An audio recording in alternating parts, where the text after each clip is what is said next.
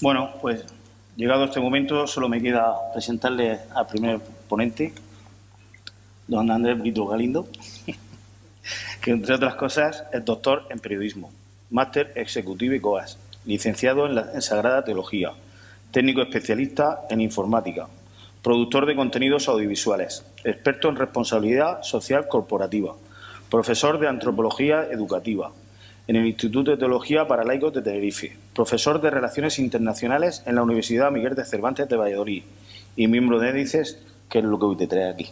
Eso. Pues nada, vamos a dar comienzo y te dejamos aquí. Muchas gracias. Muchas gracias.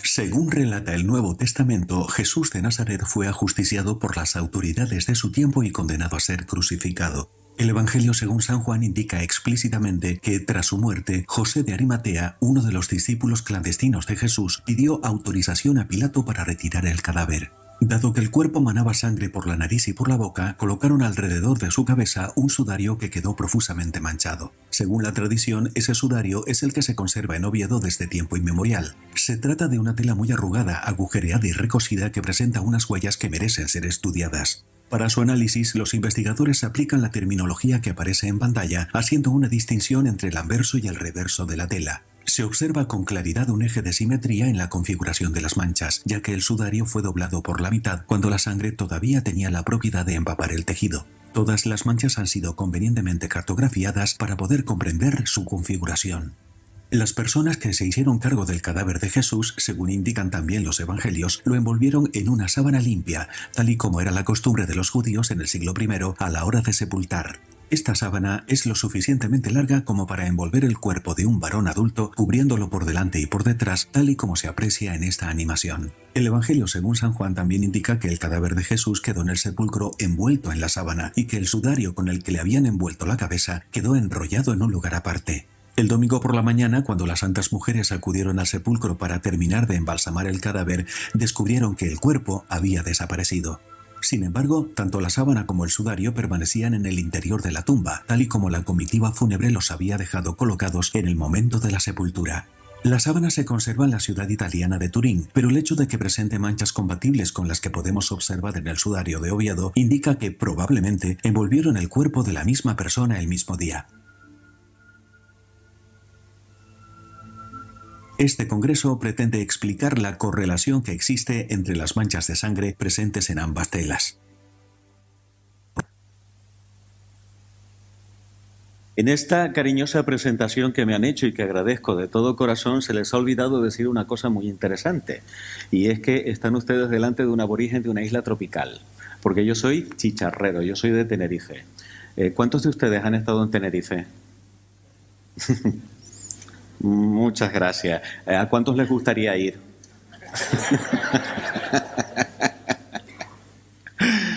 Bueno, quiero que me digan, y por favor, los chicos del control, si me bajan un poquito la luz, se lo agradezco, para poder sobrevivir a este foco. Y dejen encendido también, porque necesito interactuar un momentito con el público. Quiero que me digan, si tienen la bondad, rasgos de cómo sería el ser humano ideal. Libremente. ¿Qué características tendría esa persona? ¿Y cómo eres tú? Bueno, alto, guapo, bien, maravilloso. ¿Qué más? Inteligente, gracias. ¿Más? Generoso, estupendo. Otro. Humilde, sincero.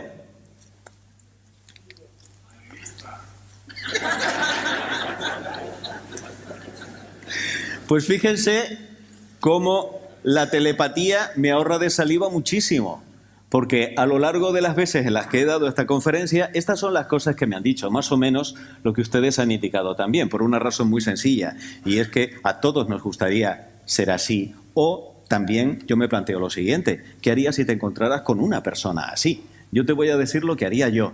Yo me pegaría a él como si fuera su sombra. Trataría de ver qué le gusta, qué proyectos tiene, qué es lo que le ilusiona. Y de esa manera también aprender todo lo que yo más pudiera acerca de esa persona. Pues quiero hablarte de alguien que, por lo que sabemos de él, no solamente es así, sino que supera con creces esa descripción. Y te estoy hablando de una persona que vivió hace más de 2000 años en un rincón del Mediterráneo y que a lo largo de 3 años recorrió un territorio menor que Galicia para poder desarrollar la mayor revolución que se ha conocido en la historia. Y eso que no era ni un líder político, ni tampoco utilizó armas o violencia, ni tampoco escribió un solo libro que nosotros sepamos. Sin embargo, fue un hombre perseguido por las autoridades de su tiempo, aunque los violentos lo encontraban débil. Aún así, fue torturado de una manera terriblemente cruel y fue asesinado como tantos otros. Es decir, fue alguien que vivió bajo el dominio del imperio de aquel momento, que era Roma. Sin embargo, hoy, 2000 años después, 2.500 millones de personas, un tercio de la población del mundo, dicen que ese hombre está vivo. Pero no como le está Michael Jackson o Marilyn Monroe en el corazón de sus fans, que está vivo, de verdad, actuando en la historia. ¿Cómo es esto posible? Es la persona acerca de la cual más se ha escrito y hablado a lo largo de la historia. Eso que están viendo ahí es una pequeña biblioteca que hay en Asís, que tiene 50.000 libros que nos hablan continuamente de él. Hasta en los rincones más remotos del mundo, como la Antártida, se levanta un templo en su honor. Aunque no era un jurista, los sistemas jurídicos del mundo occidental se basan en las palabras de esta persona. Millones han sido torturados y asesinados por creer en él. Y en este momento hay personas que están dando su vida en algún lugar del mundo por ser seguidores de este hombre. Hoy dividimos la historia en dos y decimos antes de él y después de él. Y cada año miles de jóvenes dejan todo lo que tienen, se van al otro lado del mundo a seguir repitiendo sus palabras y sus acciones. En este momento hay personas que están muriendo pronunciando su nombre con el deseo de que sea esa la cara que le salga al otro lado de la muerte. Y también hay gente que dice que cada día se ponen en contacto con él a través de esa cosa que se llama oración. La pregunta con la que yo quiero arrancar mi exposición: ¿estará muerto este que preocupa a tantos vivos? Evidentemente te estoy hablando de Jesús de Nazaret. Que existió un personaje, lo sabemos a través de los historiadores que nos hablan de ellos. Suetonio, Plinio, Tácito, Flavio. Tenemos muchos documentos que nos dicen cómo era esta persona. De hecho, quiero recomendarles un libro muy especial, que es un libro que ha sido escrito por alguien que ha venido especialmente desde Italia para poder acompañarnos.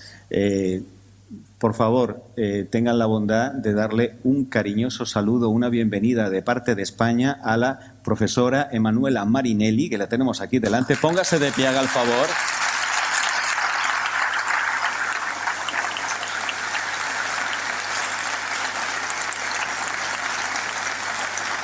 Es probablemente no, es la divulgadora más importante de todo el tema sintónico que tenemos en Italia. Y este libro yo se los recomiendo porque ahí todos aquellos que tengan dificultades para admitir que los evangelios son evangelios y son textos que nos hablan realmente de lo que nos están queriendo decir este relato, en ese libro escrito por ella, se llama Luz del Sepulcro. Pueden encontrar todos los datos arqueológicos, lingüísticos y escriturísticos que van a avalar estos documentos.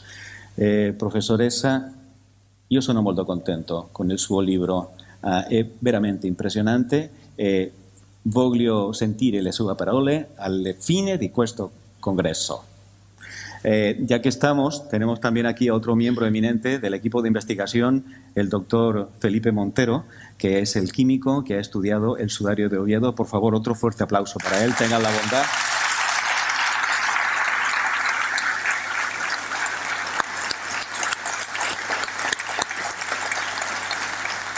Es un honor contar con ellos. Bueno, pues de todos los documentos históricos, repito, Suetonio, Plinio, Tácito, que nos hablan acerca de Jesús de Nazaret, yo me voy a quedar con 4 outsiders de la literatura universal, porque en sí mismos han generado un género literario, se llaman los evangelios. Pues bien, la palabra evangelio significa buena noticia, y yo les voy a dar un elemento para poder interpretar los evangelios, y es que antes de abrirlos para leerlos o antes de escuchar que alguien lea el evangelio, piensen, qué buena noticia me va a transmitir este escrito para mí el día de hoy. Y esa es una forma magnífica de poder estar centrados en el mensaje que nos quieren transmitir. ¿Cómo era el físico de Jesús? Pues miren, a través de los evangelios no lo sabemos. ¿Por qué? Por la sencilla razón de que es una cosa que no le interesa a los evangelistas. Los evangelistas se centran en otra cosa. Solo hay una descripción física en todos los evangelios y es la de Zaqueo, puesto que se nos dice que Zaqueo era bajito de estatura. Bueno, sin embargo, el teólogo tiene la misión de leer entre líneas y de entresacar de los textos evangélicos datos. Y atendiendo a esos textos sí podemos saber que Jesús era un hombre que estaba en buena forma, porque se nos dice que bajó de Jerusalén a Jericó y esos son unos 25 kilómetros en una jornada de camino, eso son 6 horas. Para poder hacer eso tenía que tener un porte atlético. Además sabemos que duerme en una barca agitada por las olas y sabemos también que se despertaba muy temprano para irse a hacer oración. Sin embargo, sí que hay un rasgo que llama la atención de los evangelistas y es la mirada de Jesucristo. ¿Cómo sería esa mirada que era cálida frente a aquellos que le necesitaban y que era también desafiante en contra de sus enemigos? Hay un momento en el Evangelio en el que dice que Jesús, estando rodeado de todos aquellos que querían acabar con él, los mira de forma circular. En griego se dice cicladé, y eso, estudiado por los especialistas, dicen que es una congruencia, una cohesión psicológica interna extraordinaria por parte de este hombre. Jesús es una persona que llama la atención también por su personalidad, porque en cualquier momento que abramos el Evangelio nos vamos a encontrar con que está de parte de los que no tienen voz y que de manera particular tiene un trato muy bonito con los niños que en aquella sociedad, hasta que no cumplían los 13 años y llevaban el rito de la bar mitzvá, prácticamente no tenían derechos ninguno, y con las mujeres, que tenían menos derechos que los niños. Que nosotros sepamos, Jesús de Nazaret es el único maestro judío de aquel tiempo que admite a las mujeres en su predicación y las respeta, habla con ellas y les da también misiones interesantes. Sin embargo, es cuando escuchamos sus palabras cuando quedamos realmente conmovidos. ¿Por qué? ¿De qué habla este hombre? Pues de todo es capaz de sacar una enseñanza sublime y maravillosa, capaz de ser comprendida tanto por el catedrático como por el ignorante. Las redes de los pescadores, una perla preciosa, las nubes del cielo, los lirios del campo, los juegos de los niños, de todo es capaz de sacar esa enseñanza. Y las multitudes le siguen con tal de escucharle. Es un hombre libre y liberador. Y yo me pregunto, ¿qué es lo que nos atenaza, lo que nos atrapa en la actualidad? Pues nos atrapa la fama. A él la fama no le interesaba para nada. Cuando lleva a cabo alguna curación, lo primero que le dice al beneficiario de ese milagro es: calladito, no se lo digas a nadie. Nos atrapa el dinero. Él dice: yo no tengo ni dónde reclinar la cabeza esta noche. No tiene dinero. Nos atrapa el poder, ya vimos que él no quiso ser líder político. Nos atrapa la familia. Hay un momento en el Evangelio en el que sus familiares van a buscarlo porque piensan que tienen que hablar con él, ya que está generando un escándalo.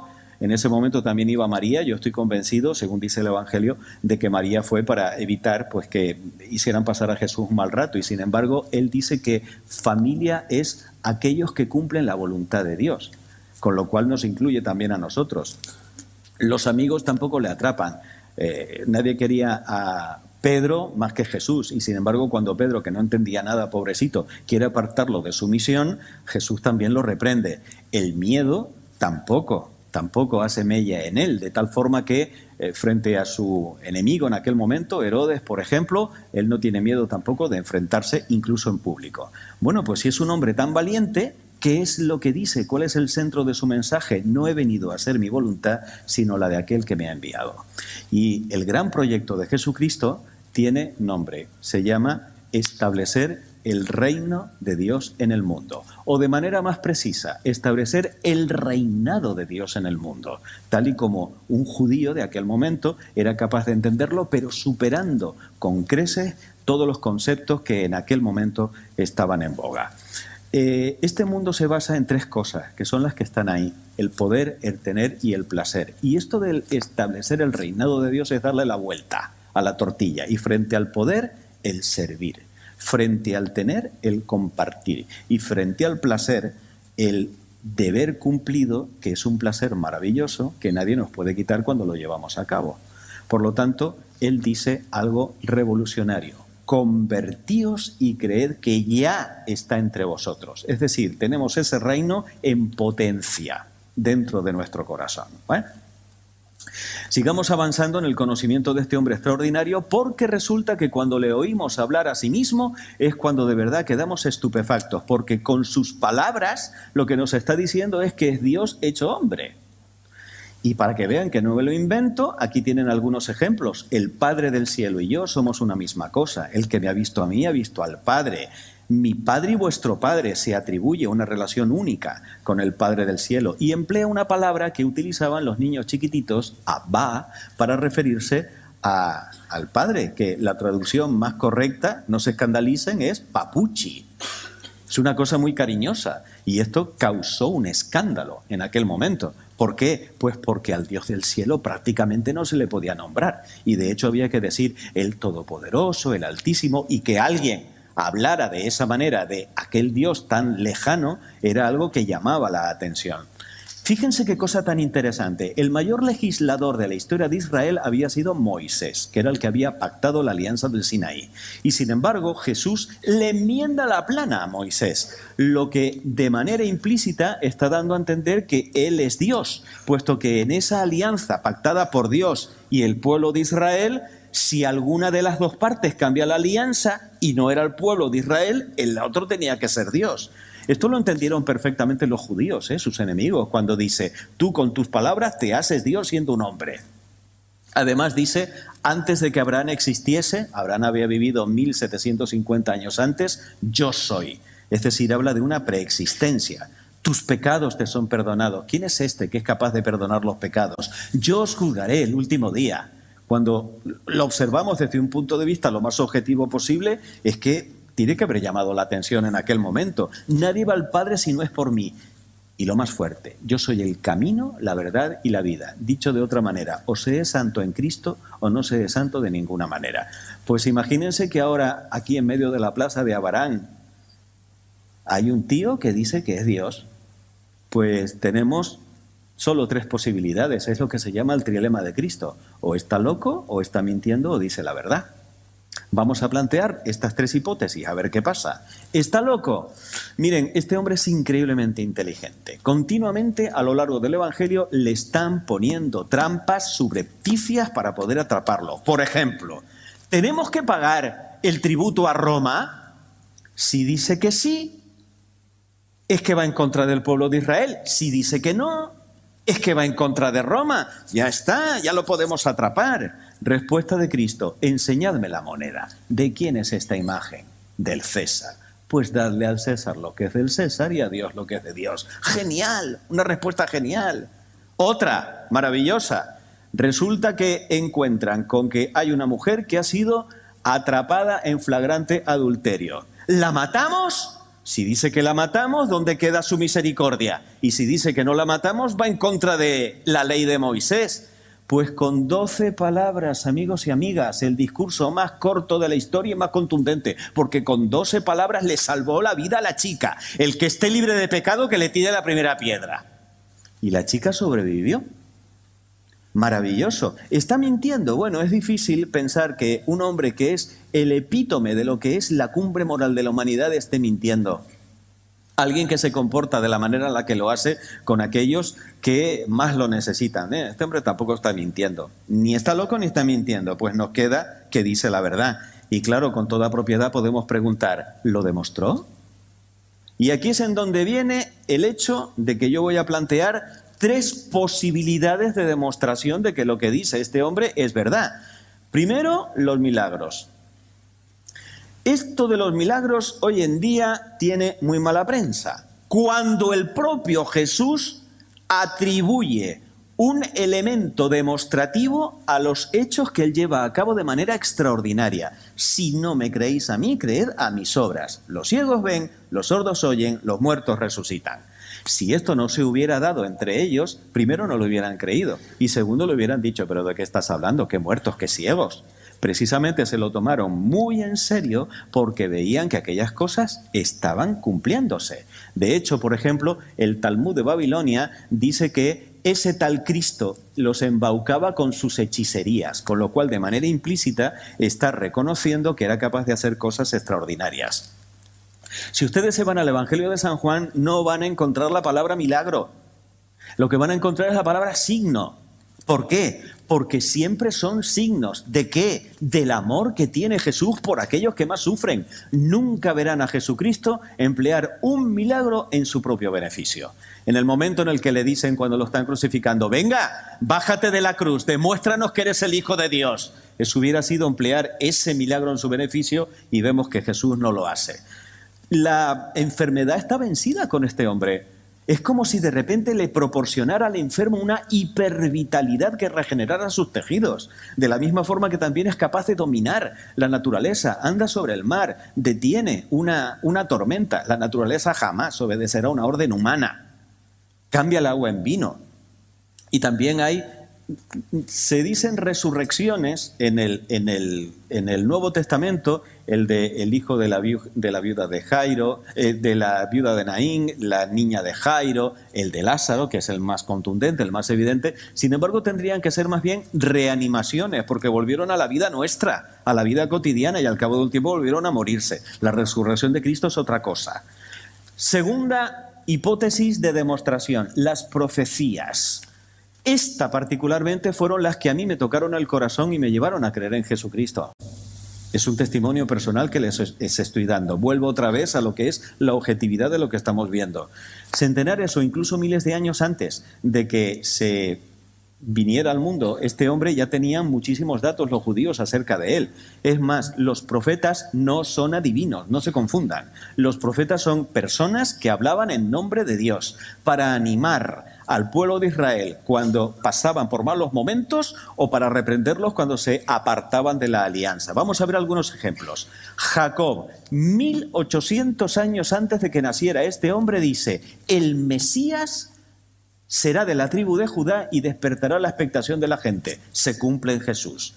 El profeta David, en el año 950 a.C., les invito a que relean el Salmo 21, porque es como si David estuviera viendo casi 1000 años antes cómo fue una crucifixión. Se pueden contar mis huesos, me traspasan, tengo la boca seca. Léanlo, no me crean, léanlo y deduzcan por ustedes mismos si esta profecía se cumple o no. El príncipe de los profetas, Isaías, 720 años antes, dice: su madre será virgen, curará a ciegos y a paralíticos, padecerá tormentos, los crucificarán. ¿Cómo podía saberlo si Dios no lo estaba inspirando? Miqueas, 700 años antes, nacerá en Belén. Fíjense qué datos tan precisos, y eran conocidos por los judíos del tiempo de Jesús. Baruc, año 600, Dios nos hablará cara a cara. Zacarías, medio milenio antes, en Jerusalén entrará montado en un burrito y lo venderán con 30 monedas. Y Daniel lleva a cabo lo que se llama la profecía de las 70 semanas. 70 semanas de años, 7 por 7, 49. Se sabía incluso no solo dónde iban a nacer, sino más o menos cuándo nacería. Por eso dice el Evangelio que toda Jerusalén estaba expectante. Pero si las profecías no son lo suficientemente interesantes como para apuntar a esta persona en concreto y no a otra, vamos a quedarnos con la más potente de ellas, que es la resurrección. Los cristianos llevamos 2000 años diciendo que este hombre volvió a la vida para no volver a morir más, con un cuerpo divinizado, espiritualizado, transformado, que ya no está regido por las leyes de este mundo, que tiene una serie de características estudiadas por la teología que hacen que sea algo físico, pero diferente a lo que es la física. Pues bien, vamos a plantearnos si realmente pudo haber resucitado, como hipótesis, porque no quiero abandonar lo que es el marco científico de este congreso. Esto no es una catequesis, esto es una manera de acercarnos a este testimonio para plantearnos la posibilidad de que sea así. Si Cristo no ha resucitado, dice San Pablo, vana es nuestra fe y somos los más desgraciados de los hombres. Pero claro, antes de analizar la resurrección, vamos a ver un poquito cómo lo torturaron y cómo lo mataron. Porque supongo que todos ustedes habrán visto, o la mayor parte, la película de Mel Gibson. Pues la película de Mel Gibson es un pálido reflejo de la realidad. Primero, lo juzga el Sanedrín, que era el tribunal del Israel teocrático de entonces, 73 ancianos. Tú te haces Dios, por lo tanto estás blasfemando, mereces morir. Pero como estaban bajo el dominio de Roma, no podían mandar a matar a un hermano suyo. Se lo llevan al quinto procurador romano en la Judea, Poncio Pilato, al cual le importaba un pepino que éste dijera que era Dios, porque él tenía muchos dioses, que más daba uno más. Lo que sí le tocaba era que dijera que era rey, porque entonces iba en contra del César. Hemos oído a este diciendo que tiene un reino. Mi reino no es de este mundo, había dicho Jesús. Y en el Evangelio hay una frase de Pilato que a mí siempre me ha puesto los pelos de punta, No encuentro culpa alguna en este justo, punto y seguido, lo castigaré.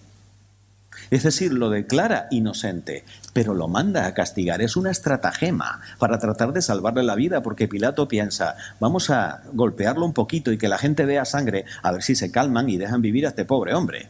Pero claro, cuando hablamos de la flagelación, no son arañacitos de un gato, Dentro de un ratito, aquí tenemos a un forense, nos va a contar cosas acerca de cómo pudo haber sido eso y qué huellas nos quedan de ello.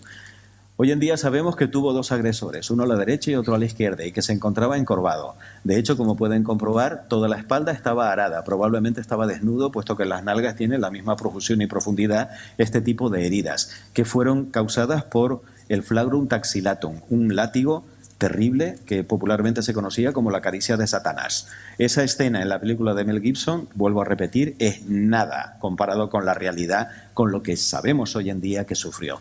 Aquí tienen el modelo elaborado por Giulio Ricci del rostro del hombre de la sábana, en donde vemos que tiene, por ejemplo, el tabique nasal partido. Hay un momento en el Evangelio en el que dicen que, estando delante de Anás, el sumo sacerdote, le pregunta, ¿qué tontería es esa que estás predicando por ahí? Cuéntamela. Y Jesús, con una serenidad extraordinaria que sobrecoge, dice, yo siempre he hablado en público, nunca me he callado, no me preguntes a mí, pregúntale a los que me han escuchado. Y dice en ese momento que uno de los soldados, por hacer la gracieta y congraciarse con el sumo sacerdote, le da una bofetada. Mal traducido. La palabra griega del Evangelio es rapisma, que no es bofetada, es porrazo, golpe seco dado con un palo, y le parte el tabique nasal. Eso es shock cerebral. Y cualquiera de nosotros hubiera insultado a aquel mal hombre. Y sin embargo Jesús, ¿qué dice? ¿Por qué me pegas? Si he hablado mal, dime en qué. ¿Por qué me pegas? Eso hace que se le salga un poquito el ojito de lo que sería el eje del otro. Y además fíjense cómo tiene todo el cráneo. Eso se lo debemos no a un aro a través, que es como se representa habitualmente, mal hecho. Es un casco que se le encasqueta con el dolor de paroxismo que esto tiene que haber producido. Y no contentos con eso, dice el Evangelio que los soldados le empiezan a golpear con palos para clavárselo más profundamente con satánica malicia. Porque hacerle esto a un reo que no pretende huir y que no presenta resistencia es por pura maldad. Por pura maldad. No pudo haber cargado con toda la cruz, eso es un error. Una cruz de madera de cedro de olivo pesaría 200 kilos. Ni siquiera estando sano hubiera podido con ella. Por lo tanto, carga solamente con el palo horizontal de la cruz o patibulum, de la manera en la que están viendo ahí. Aunque no lo recoge el Evangelio, sí lo hace la tradición, que son las caídas. Es probable que se cayera mientras iba de camino, entre otras cosas porque estaba muy débil, porque o se flagelaba o se crucificaba, no las dos cosas. Porque no tiene sentido, ni siquiera sucede hoy en día, que se castigue 2 veces por el mismo delito a la persona. Este es el modelo elaborado por Miñarro, a quien tendremos la dicha de escuchar esta noche, esta tarde, en donde vemos el rostro tan enormemente torturado del hombre de la sábana. Pues bien, si usted quiere coger a un hombre en plena juventud para que se desangre y se muera clavado en un palo, no lo puede hacer usted por aquí, porque se desgarra la mano. En la tracción que tiene que hacer para poder sostenerse, tóquense con cuidado en la muñeca y verán que hay 2 huesecitos que se separan, es más o menos por aquí. Pero cuidado, porque ahí está lo que se llama el nervio mediano, que es uno de los nervios que tiene mayor sensibilidad del cuerpo, y traspasar ese lugar destrozando el nervio mediano genera un dolor que la naturaleza no lo soporta y sobreviene un síncope y se puede morir de dolor solamente haciendo eso. Pues tuvo que tirar de las muñecas taladradas con los pie izquierdo sobre el derecho, atravesados por un clavo que atraviesa los empeines y llega hasta la madera. Un crucificado muere asfixiado, porque el diafragma, que es el músculo que tenemos debajo de los pulmones, de esa manera no puede respirar y tiene que hacer un esfuerzo titánico de levantarse y empinarse y respirar, y se cae porque no lo soporta. Y así a lo largo de horribles horas de agonía. De hecho, como llegó tan desangrado, tan malherido por la flagelación, solamente dura 3 horas. ¿Pero qué 3 horas? Y tal y como vemos también en la película de Mel Gibson, venían las aves de rapiña, les arrancaban los ojos, les comían todo. Un horror. Lo que menos se escuchaba a los pies de la cruz eran alabanzas. Y sin embargo, en ese momento sublime, Padre, perdónalos, que no saben lo que hacen. ¡Amor! ¿Quién es este hombre? Por eso el centurión dice, verdaderamente este era el Hijo de Dios. Llega otro tormento, que es romperles las piernas a los crucificados. Dice el Evangelio que cuando se lo van a hacer a Jesús, comprueban que ese hombre lleva ya durante mucho tiempo en una postura incompatible con la vida, pero tienen que asegurarse que está muerto y bien muerto, y por tanto tienen que informar a Pilato, y no se les ocurre otra cosa que atravesar con un pilum o lanza romana el 5º espacio intercostal, llegar a la aurícula derecha del corazón, en donde hay sangre fluida, y al tirar hacia afuera se abre un canal artificial por donde emana sangre y también tejido pleural, pericarditis, gracias Alfonso, pericarditis serosa, que San Juan, que era pescador, no era médico, confunde con agua. Por eso la ciencia le da la razón al Evangelio, porque vio salir sangre y agua del costado abierto de Cristo. Este es uno de los maravillosos crucificados elaborados por Miñarro. Repito, tendrán la oportunidad de conocerle y de hablar con él esta misma noche y luego irnos al museo en donde van a ver algo similar. Así es como tiene que haber sido un crucificado. Pues bien, según el Evangelio, lo bajan de la cruz y lo colocan en brazos de su madre y luego aquí, en una sábana limpia, y lo dejan ahí. Pero cuidado, ¿cómo estaba el sepulcro? Una piedra enorme que había que mover entre varios hombres, tapando la entrada para que no entraran las animañas a comerse el cadáver. Sellos imperiales. Romper un sello imperial significa pena de muerte. Y no contentos con eso ponen a un grupo de guardias judíos y un grupo de guardias romanos. Lo tiene difícil el cadáver. Pues amigos míos, el cadáver el domingo por la mañana no está. Ha desaparecido. Bueno, pues vamos a plantearnos la posibilidad, repito, de la resurrección, porque en el siglo XIX, Renan, Reimanus, Bullmann, todos estos racionalistas, pues decían cosas como, por ejemplo, bueno, es que robaron el cadáver. Planteémonos que es así, robaron el cadáver. Primero, ¿cómo lo hicieron? Los soldados no informan del robo del cadáver. Y cuando van a informar a las autoridades, ¿qué le dicen los judíos? Decid que mientras dormíais vinieron los discípulos y se llevaron el cadáver. Y si esto llega a oídos de vuestros jefes, tranquilos que nos los ganaremos. Y dice que le dan una fuerte suma de dinero a los soldados, los sobornan. Que un soldado se durmiera en una guardia también era pena de muerte. Allí no se andaban con chiquitas, iban a lo bestia. Pero roban el cadáver los apóstoles, ¿para qué? Para mantener una mentira. Una mentira que a ellos mismos les va a llevar también al tormento y a la muerte al cabo de pocos años. Nadie muere por algo que sabe que es mentira. No tiene sentido lo del robo del cadáver. Otra hipótesis racionalista. Bueno, es que no murió verdaderamente, sino que con el fresquito de la cueva, ¿no?, por la noche se reanimó. Y entonces yo digo, esta frase le encanta escucharla al presidente del Centro de Sindonología, que lo tenemos aquí en primera fila, la voy a decir otra vez textualmente. Explíquenme cómo un hombre en semejante estado, desangrado, las manos y los pies taladrados, el corazón abierto, se reanima, rueda el solo la piedra del sepulcro, lucha con los guardias, que me imagino que no lo dejarían escapar, y aparece en Emaús a 15 kilómetros de distancia charlando animadamente toda la tarde con los discípulos. Porque yo, esa muerte aparente la quiero para mí, para cuando me llegue el momento. Queda bonita, ¿no?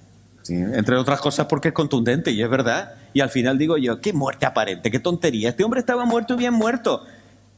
Y tenemos sangre postmortal en la sábana santa, si es verdad, como ya veremos. Ya nos plantearemos si la sábana santa es la mortaja fúnebre de Jesucristo.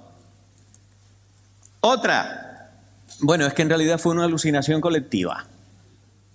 Se pusieron morados de Tintorro de Galilea, allí los apóstoles, y dijeron, bueno, en una lucecita, y dijeron, ¡ay, es el Señor! Y ya se autoconvencieron de eso. Pero es que dice San Pablo que Jesús estuvo apareciendo durante 40 días a más de 500 personas. Eso no es una alucinación. Bueno, eso es directamente, yo qué sé, la mayor droga que se habrá tomado en la historia de la humanidad. Una alucinación no deja pruebas físicas de su presencia. Cuando se aparece Jesús a los apóstoles, ¿qué les dice? Dadme un pescado, un pescadito frito. Se lo come y deja las raspas. ¡Qué alucinación tan rara! Y mi favorita, el terremoto traga cadáveres. Esto también se ha dicho, porque con tal de no creer en la resurrección de Cristo, hay gente capaz de creer cualquier cosa. ¿Y qué dice esta hipótesis para desacreditar la resurrección? Pues mira, es que resulta, dice el Evangelio, que se produjo un terremoto. Pues qué fácil, se abrió una grieta y el cadáver se cayó por allí para abajo. Y cuando entraron ya no estaba, no lo vieron. Pero claro, es que resulta que llegan los apóstoles y se encuentran la sábana, keimená en griego, caída, allanada, alisada, sin el relieve característico que tendría de estar cubriendo un cuerpo muerto. Es decir, el estuche perfectamente colocado sin el cadáver en el interior. Es decir, es un terremoto que se traga lo que hay dentro de la tela, pero no la tela. Tampoco tiene sentido. Por lo tanto, planteémonos, amigos y amigas, como hipótesis, sin salir del marco científico, ¿y si resucitó? ¿Tú quieres que te diga cuál es la principal prueba de que Cristo resucitó? Que al cabo de 2000 años, en un pueblo que se llama Abarán, en un rincón del Mediterráneo, hay un grupo de gente hablando de él. Porque si Cristo no hubiera resucitado, ¿qué hubiera pasado? Los apóstoles, perdón por la grosería, pero quiero que se te quede claramente grabado en el entendimiento, estaban cagados de miedo, pensando que también les iban a hacer eso, lo mismo es a ellos. Si hubieran vuelto a Galilea de incógnito, hubieran vuelto a sus redes, de vez en cuando se acordarían de lo bueno que era el maestro, pero en la vida se hubieran puesto en marcha para poder llevar a cabo la mayor transformación que ha visto este mundo, que en 300 años convirtió al Imperio Romano a la fe de aquel Galileo crucificado. Es un milagro histórico. Para mí esa es la verdadera prueba, que todavía hoy en día sigue habiendo cristianos. ¿Y qué dice Jesús? Pues dice que pasarán el cielo y la tierra, pero mis palabras no pasarán. Mira que ha habido imperios que han tratado de acabar con Cristo, y aquí sigue Cristo, a pesar de todo.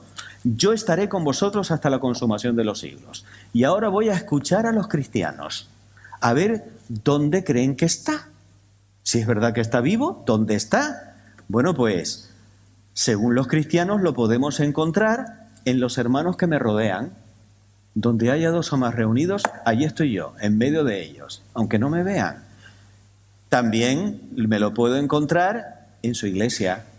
Cuando San Pablo va camino de Damasco para atrapar y maltratar a los cristianos, ¡pum!, se le aparece Jesús resucitado. ¿Y qué le dice? Saulo, ¿por qué me persigues? Ese me es muy importante, porque lo que me está diciendo es que perseguir a los seguidores, a la iglesia, es perseguirle a él. Otro. ¿Dónde más lo puedo encontrar? Pues mira, lo puedo encontrar en los sacramentos. Tomad y comed, esto es mi carne. Tomad y bebed, esto es mi sangre. Y también lo puedo encontrar, ¿cómo no?, lo puedo encontrar en la oración. Y la oración no es hacer cosas raras, es entrar en la intimidad de tu corazón y hablarle con tranquilidad y con serenidad. Y también cuando pases por momentos difíciles. Yo las grandes conversiones las he encontrado después de momentos traumáticos. Es interesante esto, ¿eh? Y sobre todo cuando uno pasa momentos terribles, es cuando realmente ahí se ve la fe. Y ahora me voy a salir del marco científico por un momento, con permiso de mis compañeros, y voy a dar mi testimonio. Yo en el año 2006 tuve un infarto cerebral, que gracias a Dios, como ven, tonto del todo no me dejó. Y aquí donde me ven tengo 60 años, pero me he hecho una crema maravillosa y no se nota. Pues en ese momento yo hice mi reflexión y yo dije, Dios mío, yo he tenido una vida tan bonita, he tenido una vida tan maravillosa, he sido tan feliz y he hecho feliz a tantas personas que es aquí en donde se demuestra la fe. Y yo no tenía miedo a morirme, se los digo de verdad. Lo que me dio fuerza para salir de eso era no dar el disgusto a mis padres, porque nadie debería ver morir a un hijo. Yo creo que eso es lo peor que puede pasarle a una persona. Y si alguno ha vivido esa experiencia, me dará la razón. Yo estoy preparado para ver morir a mis padres, pero ellos para verme morir a mí no. ¿Y dónde más le puedo encontrar? Pues también le puedo encontrar si tú eres esa ovejita negra y piensas que puedes hacer mejor las cosas. Jamás Jesús va a rechazar a nadie que venga con un deseo de cambiar. Esto es importante tenerlo en cuenta. En Jesús siempre hay esperanza. Jesús, ayer, hoy y siempre. No me miren a mí, miren la carita de esa niña, porque les voy a contar la historia con la que voy a poner la cerecita encima de la tarta de mi ponencia. Iba un grupo de empresarios que habían estado en un congreso, vamos a poner en Abarán, para que no tengan solamente congresos científicos. Y entonces llegaron al aeropuerto, al Altet, corriendo porque se les escapaba el avión. Tenían ahí los billetes y tal, habían quedado con sus esposas que llegarían a comer el viernes por la tarde. Y de repente cuando llegan a la terminal, ¡pum!, chocan con un puesto de manzanas y las manzanas salieron volando por todos sitios. Y los chicos siguieron corriendo, todos menos uno, que al ver lo que había pasado le dice a un compañero, mira, sigue y ya yo cogeré el siguiente avión, avisa a mi mujer de que llegaré más tarde. Y cuando vuelve para atrás descubre que la dueña del puesto de manzana era una niña ciega. Entonces, ¿él qué hizo? Se agachó, la niña estaba allí tanteando, llorando, recogió las manzanas, las que se habían estropeado las puso en una canasta aparte, le secó las lágrimas a la niña, sacó un billete y le dijo, toma, cariño, siento haber arruinado tu día. ¿Estás bien? La niña asintió. Bueno, pues nada, ya me voy, le dijo el chico. Cuando se marchaba, la niña le dijo, Señor, Señor, ¿es usted Jesús? ¿Y a ti cuándo fue la última vez que te confundieron con Jesús? Muchísimas gracias.